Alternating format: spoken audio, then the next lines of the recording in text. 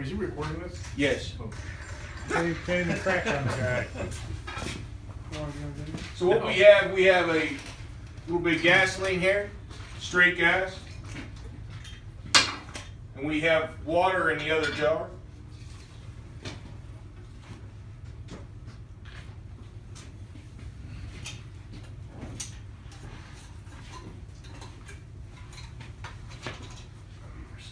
Okay? I was going to stick it in there for a second. Oh, okay. This is Sargel, right?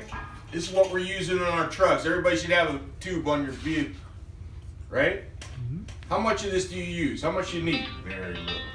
Just a little dab will do you, right? It's like rope cream. A little dab will do you. Yeah, they do. They all heard Jimmy Buffett sing. Little dab. Put it on the bottom of your stick. Wipe it on up.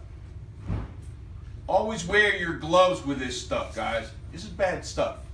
All right? This is not good. You don't want to take this home to your kids. You don't want to take this home. It's like the gas. It's like the diesel. It's like everything else we play with. Wear your gloves when you use it. If you have this in straight gasoline, nothing should happen, correct? Correct. And nothing does. There is no change in the color. You add your water to it, and you'll see the phase separation as the water goes down to the bottom. That's pretty quick. Same stick. That's how quickly that thing changes. Okay? It's hard to see at night. You have to have a flashlight. You have to be able to see it. If you wipe this off down the bottom and you do it again, you just smear it again, it will work. This is a straight gas. Didn't change. Put it back into the water and it changed again, right? That's pretty big red, okay? It's not something that's you're not going to be able to see. But if you're looking at that at night, it's tough to see. You got to have a clean rag if you're going to wipe it off to see if it came out pink. You have to have a light to see if it came out pink. It doesn't work very well on the lacquered side, right? On the lacquered side of your stick, because the lacquer will wash it off pretty quickly. So even if you put it on the lacquered side, it doesn't work real well. So you have to be able to see it. You have to be able to look at it. You can see the phase separation between the water and the gas. This is what happened just recently when we picked up the bottom of the barrel stuff and took it to a station last night for 11 loads. Okay? Not from here. You guys are required to do this. Thank God. You guys are required to do this both before and after you load, right? Make sure that there's no water in there when you get there, and make sure you didn't bring any water to that station. What's the process when your stick turns pink? Stop, drop, and roll, right? Let the station know. Record it on your bill, lady. Turn all that stuff in. You good? Yep. So, any questions? Oh, I'm sorry. You gotta make some of that accessible, like when you take somebody else's truck and they don't use it and it's not in there. So you're saying that somebody else isn't using it. You should all have some of this for yourself. You should have it as part of your pre-trip inspection, and you don't leave the yard without it. I'll put some in the driver's room, but what I don't need is I don't need 5 and 6 tubes of paste in some truck. Everybody take one. It's damned expensive, okay? It really is expensive. I'll put a whole box in the back. When you run out. This is the time of year to really be doing it, right? It's 2 times a year. Do it every day, but really, it's May 1st. Is that when the tank changes here? Like what happened last night? May 15th, all the changes occur. Where in Ohio, you guys go from 9 pound to 12 pound in the summer. In PA, we go from 9 pound to 7-8 in that Allegheny area. So everybody's trying to run these tanks down to the bottom and change them over by May 15th. But this isn't a do it in the spring and do it in the fall type deal. This is what you guys get paid to do every day, every load. This is the process. Make sure that we follow it. Make sure we know what we're looking for and why we're doing it. Okay? We want to protect our customer. We want to protect our reputation. And we want to avoid some of that stuff that happens out there. This is the second time in 5 years it's happened, right? Yeah, more than that. It's happened more than that, not just for the We've second been time. calling it. And now I'm going to turn this over to. I brought Dick in from Hart, our hose supplier. Jeff has asked us to get uniform with hoses across the company, so when we were over in PA about 3 or 4 weeks ago, Mark Olmer's got the whole PA crew on replacing hoses, but he's only replacing hoses with one particular kind. No longer are we gonna have the real light 20-foot vapor hoses, things like that. When your hose goes bad, everything's gonna be replaced. It'll be an orange and black hose. Excuse me, it's gonna be replaced with this, okay? So we won't have the mistakes of somebody new grabbing the wrong hose and trying to do a pump job with a vapor hose like it's happened, or a drop hose like it's happened. So that'll take all that guesswork out of it. Dick is here to give you an example of maybe what some bad hoses look like, what some damaged hoses look like, and any informational knowledge that you guys might pick up from the conversation. And this is just a sample. Well, we had a small piece, so that's what I had them put the end on for you. The biggest thing is with hoses is safety. And if you feel at any time that hose is not safe, you're not to use it. Get it replaced.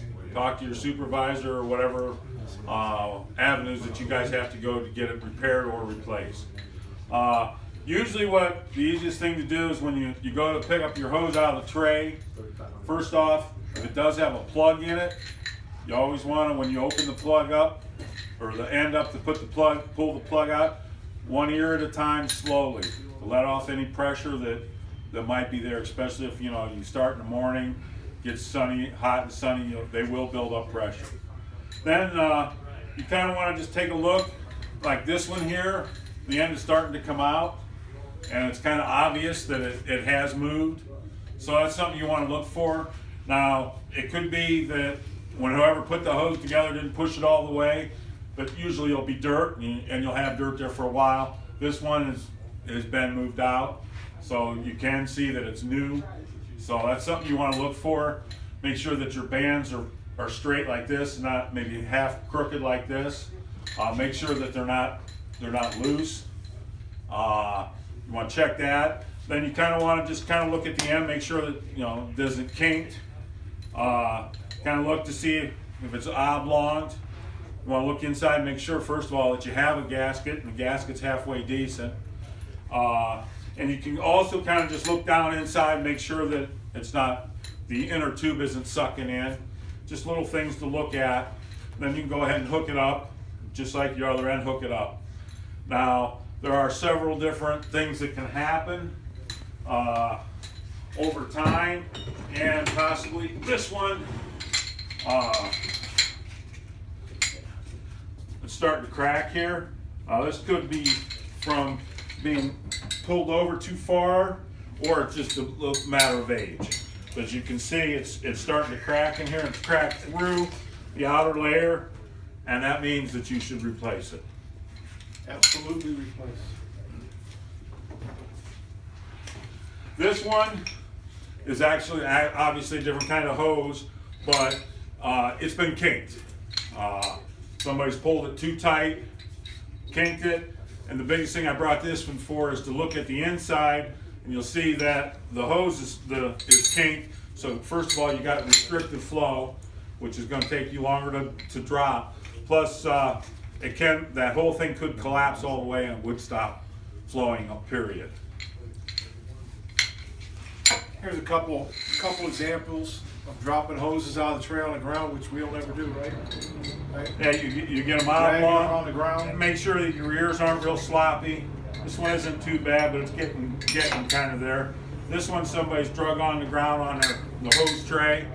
As you can see, it's kind of got the side taken out of it, and it's supposed to be all flat so that surface won't seal. And well, these two don't work because they're oblong and that. The other thing that's big, and I don't know how you guys will take care of it, but you want to make sure that you have continuity, so that you don't. Another thing that would cause you the wire that goes from end to end that keeps you grounded on your hose runs in this heel coil right here. That heel coil is broke, then you've lost your continuity. So you can have sparking issues, and that's something we don't want to have. So if you notice that there, or if you think that you don't have continuity, get a hold of somebody that in your maintenance, and they can put an ohm meter on it and see if it is still grounded. But if it's not grounded, you do not want to use it. Any questions, guys? Is someone checking the hoses for that continuity? When they're built, they are checked. I don't know what your policy is here on that, but when we do make them, they are checked, and if they don't make it, then they are failed. Is that something you could just hook it up to something, right, and check it? He's doing it now.